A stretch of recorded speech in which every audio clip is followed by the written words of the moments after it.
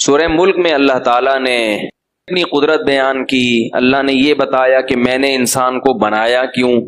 آزمائش کے لیے. لیبلوکم، اللہ تمہیں آزمانا چاہتا ہے.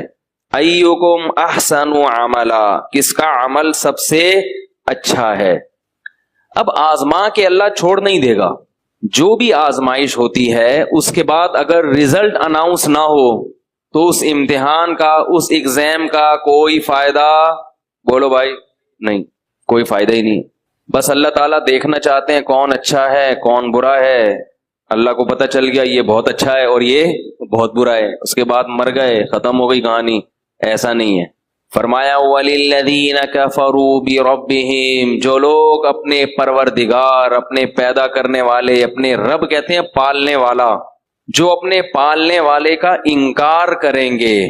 انکار کے نا مختلف درجات ہیں. ایک انکار تو یہ کہ ہم مانتے ہی نہیں کہ کوئی ہے پیدا کرنے والا، یہ بھی انکار ہے. ایک انکار یہ ہے کہ مانتے تو ہیں کہ اس نے پیدا کیا مگر اس کی نہیں مانتے، یہ بھی کیا ہے؟ ایک قسم کا انکار ہے. ایک انکار یہ ہے کہ مانتے تو ہیں کہ اس نے پیدا کیا، وہ ہے کریٹر، وہ ہے بنانے والا، مگر عبادت اس کے ساتھ دوسرے کی بھی کریں گے، دوسرے کو بھی دعاؤں میں پکاریں گے. میرے بیان پہ آج کل لوگوں کے کلپس بہت آ رہے ہیں، ایک طرف میری تصویر ہوتی ہے، ایک طرف کسی اور مولوی صاحب کی تصویر، میرا چھوٹا سا ٹکڑا لے کے.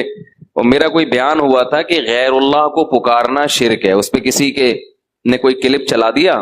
کلپ میں یہ چلایا کہ دیکھو جب سائنس اتنی ترقی کر سکتی ہے، اس کے پاس اتنے اختیارات ہیں، خلاؤں میں سیارے چھوڑ دیے سائنسدانوں نے اور یہ کر دیا اور وہ کر دیا، تو ہمارے نبی کے پاس کیوں نہیں ہوں گے اختیارات؟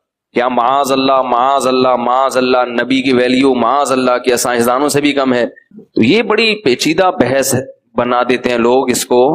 اللہ کے بندو، بار بار میں یہ کہتا ہوں کہ اسباب کے دائرے میں جو اختیارات آتے ہیں وہ مخلوق کے پاس بھی ہوتے ہیں اور ہو سکتے ہیں. سائنسدان جو خلا میں سیارے چھوڑتے ہیں وہ سیارہ چھوڑتے ہیں، لمبی لمبی وہ بھی نہیں چھوڑتے. ٹھیک ہے، اور آپ کیا کر رہے ہیں؟ خلا میں سیارے نہیں چھوڑ رہے، آپ لمبی لمبی چھوڑ رہے ہیں. تو سیارے جو چھوڑے جاتے ہیں خلا میں، اس کی کوئی سائنٹیفک لاجک ہوتی ہے، اس میں ایندھن ہوتا ہے، اس میں لوہا ہوتا ہے، اس کو کیلکولیشن ہوتی ہے، اتنے کلومیٹر فی گھنٹہ کی رفتار سے جائے گا تو زمین کی حدود سے باہر نکلے گا، پھر ٹیمپریچر مینٹین کیا جاتا ہے. یہ اختیارات انسانوں کے پاس ہوتے ہیں، یہ اسباب کے تحت ہیں. شرک یہ ہے کہ جو چیز اسباب کے تحت نہیں ہے، اسباب کے دائرہ کار میں نہیں آتی، جس کی کوئی لاجک نہیں بنتی، اس قسم کے اختیارات کا مخلوق کو مالک سمجھا جائے. یہ پنکھا ہٹا دیں، یہ شور پیدا کر رہا ہے. اس قسم کے اختیارات کا مخلوق کو، بولو بھائی، بول لیا کرو، مالک سمجھا جائے.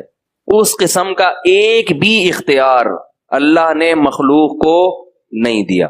سارے اختیارات دے دینا تو دور کی بات، کوئی ایک اختیار بھی نہیں دیا کسی کو بھی، نہ کسی نبی کو، نہ کسی فرشتے کو، نہ کسی جن کو، کسی کو بھی نہیں دیا. لاجک کے تحت بہت ساری چیزیں ہو سکتی ہیں. بڑے بڑے حکیم ہیں، ایسے ایسے مرض کے علاج کر دیے انہوں نے، لیکن علاج کیا ہے، کوئی ایسا کام کیا، کوئی ایسی دوا ایجاد کی جو دوا جراثیم کو مارتی ہے جا کے. علاج کی دو قسمیں، علاج بالضد اور علاج بالمثل. بالضد یہ کہ اس کے جراثیم کو مارنے والے جراثیم داخل کی، بالمثل یہ کہ ویسے ہی اسی جیسے حفاظتی ٹیکوں میں وہی جراثیم داخل کر دیے جاتے ہیں تاکہ جسم میں فائٹ کی صلاحیت بڑھے. تو یہ سب چیزیں ایسی ہیں جن کی کوئی لاجک ہے. لاجک سے ہٹ کے کام یہ اللہ کے سوا کوئی بھی نہیں کرتا.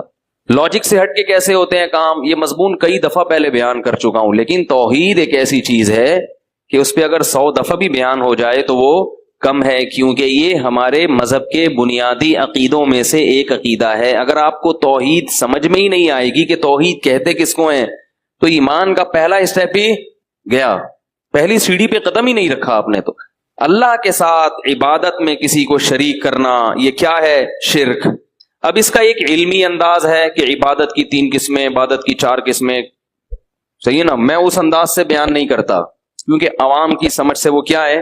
بالاتر ہے. جو ہمارے مدارس میں جو سمجھانے کا انداز ہے، میں اس قسم پہ بات کرتا ہوں، اس شرک پہ جو مارکیٹ میں سب سے زیادہ چل رہا ہے.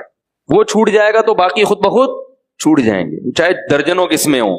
मार्केट में जो शिर्क सबसे ज्यादा अवेलेबल है इस वक्त, जो बहुत सस्ता हो गया है, वो है गैरुल्लाह को पुकार में अल्लाह के साथ शरीक करना, दुआ मांगना गैरुल्लाह से, गैरुल्लाह को हाजात के लिए पुकारना। गैरुल्लाह तो समझते हैं ना, अल्लाह के सिवा जो भी है वो सब गैर में दाखिल है।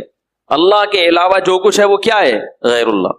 फरिश्ता हो, वली हो, नबी हो, बुजुर्ग हो, कोई भी हो, तो पुकारना। अब ये जो पुकारने का लफ्ज जब हम इस्तेमाल करते हैं कि अल्लाह के अलावा किसी और को पुकारना शिर्क है, पहले तो इसकी दलील क्या है? कुरान की आयत है, ला तदउ मअल्लाहि अहदा। एक जगह फरमाया इलाहन आखर, अल्लाह के सिवा किसी दूसरे माबूद को मत पुकारो। इस पे तो लोग तावील कर सकते हैं कि हम जिसको पुकारते हैं वो माबूद नहीं है, हम तो नबी को पुकार रहे हैं, हम तो किसी जिन को पुकार रहे हैं। तो असल में बताना ये मकसद है कि जिसको पुकार रहे हो ना, तुमने उसको माबूद बना लिया, लिहाजा उस पर अल्लाह माबूद का लफ्ज खुद सादिक कर रहे हैं। बात आ रही है समझ में? चलो ये पेचीदा अगर हो रही है तो इससे भी आसान आयत कुरान की, ला तदउ मअल्लाहि अहदा, अल्लाह के साथ किसी और को मत पुकारो। यहां तो माबूद का लफ्ज भी नहीं है। तो इससे क्या पता चला मेरे भाई कि अल्लाह के अलावा किसी और को पुकारना ये क्या है? शिर्क है। समझ में आ गई? लेकिन हर किस्म की पुकार शिर्क नहीं है। इस आयत का ये मतलब नहीं कि क्योंकि हम तो सुबह शाम पुकारते हैं, ओ भाई इधर आना, इधर पुकार लिया ना यार, आप लोग को इतनी मुश्किल से ट्रेन करके गया था, फिर वैसे के वैसे ही हो गए। भाई देखो आप बुलाते हैं, वो भाई इधर आ, ये भी तो पुकारा ना। मुमकिन है कोई कहे तो भाई इससे पता चलता है कि इससे में हर किस्म की पुकार दाखिल नहीं है, बल्कि मदद के लिए पुकारना क्या है? शिर्क है। मदद के लिए पुकारना क्या है? शिर्क। अब फिर एक सवाल पैदा होगा कि भाई मदद के लिए भी हम दिन और रात पुकारते हैं, भाई मेरी मदद करो यार, है भाई, कहते हैं ना यार मेरी मदद करो यार, पैसे नहीं है मेरे पास, बच्चा बीमार है घर में, बेगम भाग गई। लोग मुख्तलिफ किस्म के मसाइल हैं लोगों के साथ तो मदद करो मेरी। मुझे तो दिन रात फोन आते हैं लोगों के, ये हो गया, ये मदद कर। मैं कहता हूं भाई मैं क्या कर सकता हूं यार। तो मदद के लिए पुकारना ये बहुत अहम चीज है कि किस किस्म की उमूमी मदद के लिए पुकारना शिर्क नहीं है। ऐसा नहीं कि जो भी जिसको मदद के लिए पुकारेगा वो काफिर हो जाएगा। ऐसे तो हम हेल्पलाइन का मतलब ही मदद, हेल्प का मतलब क्या है? मदद करें। हेल्पलाइन पे फोन करें आप तो मदद ही के लिए वो नंबर दिया गया है। तो पता ये चला कि भाई हर किस्म की पुकार भी शिर्क नहीं है और हर किस्म की मदद के लिए पुकारना भी शिर्क नहीं है। तो ऐसी पुकार, फिर कौन सी पुकार शिर्क है? तो जब भी कोई कहा करे ना आपसे कोई भी कि गैरुल्लाह को पुकारना शिर्क नहीं है, तो उससे पूछा करो फिर कौन सी पुकार शिर्क है, कौन सी नहीं। कुरान की आयत का आप हमें मतलब बता दो तो हम अपना वाला मतलब छोड़ देंगे, आपका वाला मतलब ले लेंगे।